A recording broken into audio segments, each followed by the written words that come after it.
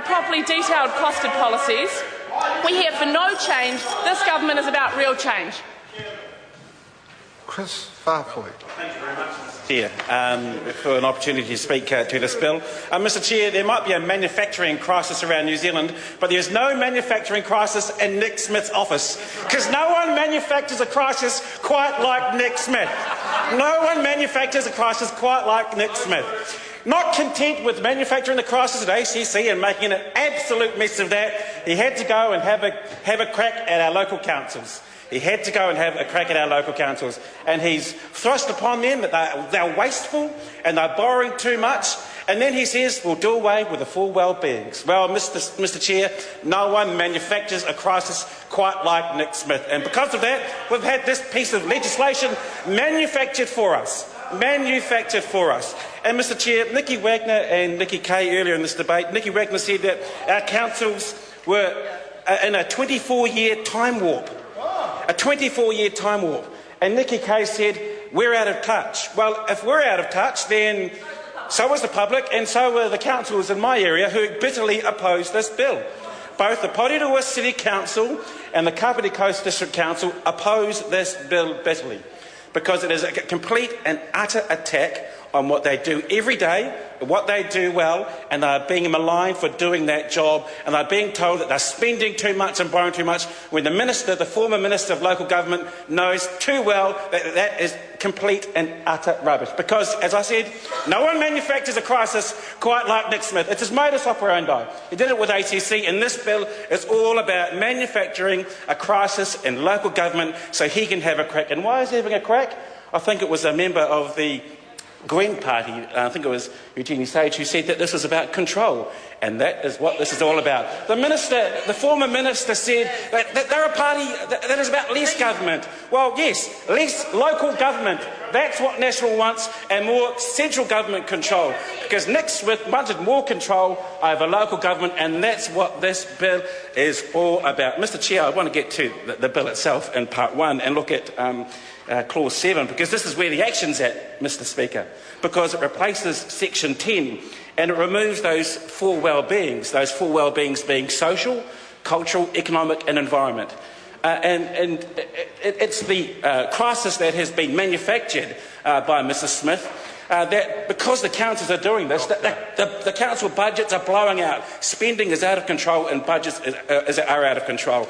Well, Mr. Smith, the Kapiti Coast District Council, which is within my electorate, has said that infrastructure costs make up for about 75% of their costs, and all these social well-beings make up somewhere between 10 and 15.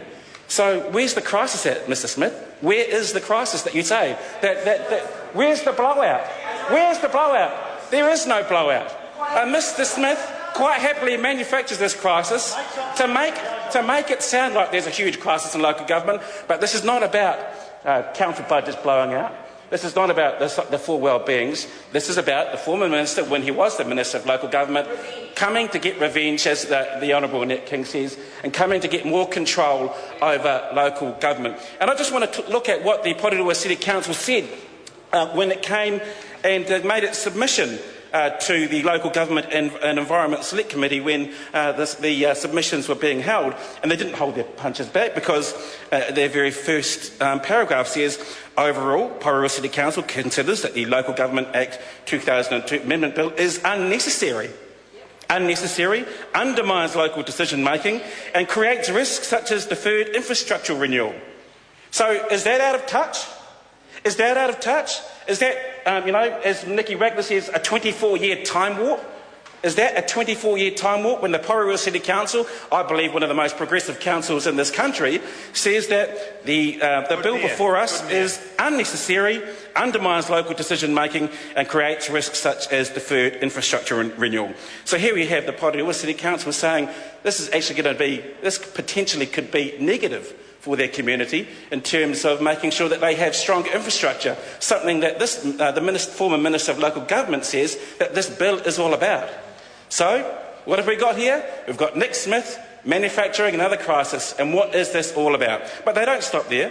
They say the Porirua Council says it's concerned about the haste in which this bill is being introduced, the insufficient evidence upon which this is based, and the associated risks which are clearly identified in the Better Local Government Regulatory Impact Statement. So here we go. The Porirua City Council says, Mr Chair, the Porirua City Council says that this bill is unnecessary, undermines local decision making, and is also being rushed through this bill, through this House in haste. So, Mr Chair, I don't think that's a 24-year time warp. I don't think that this is this side of the House being out of touch. I think that this is about this side of the House being well in touch with our councils and our communities who say that this piece of legislation is a crock. Oh, and here he goes. Oh, boring. That'll go on the Hansard.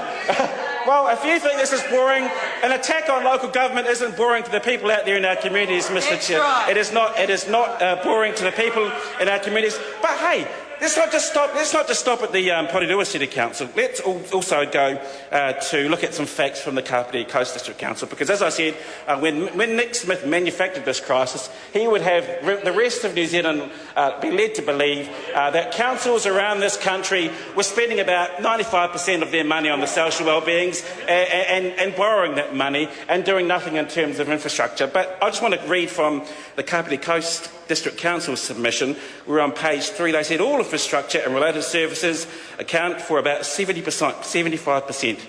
In common with other councils, our annual plans and long-term plans show expenditure on social, environmental and cultural well-being comprises a small part of the council's budget, typically 10 to 15% for us, but is often highly cost-effective in addressing issues at a very local scale. And I just want to repeat that last sentence, Mr Chair.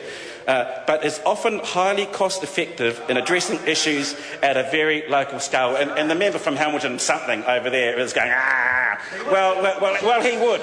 Because when was the last time he went and spoke to his local council about this bill? I'm sure they're not happy with him in Hamilton, with what they're doing with local... and I would actually invite the Mayor of Hamilton to give his office a call right now, because it's plain to see that that member from Hamilton doesn't care about what the Hamilton City Council and the Hamilton Mayor thinks about this piece of legislation.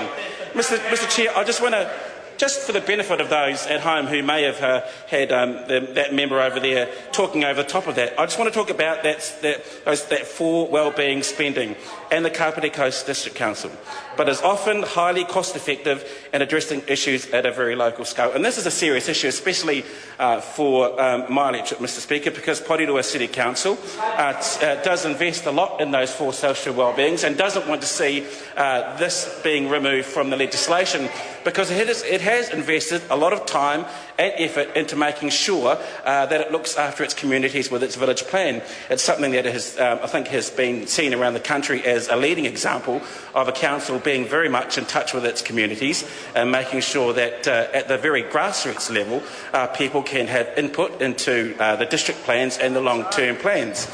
So if you take away these four beings, then I guess, Mr Chair, maybe the Minister in the Chair could answer the question of what happens to that. Does the Porirua City Council have no remit to continue the village planning?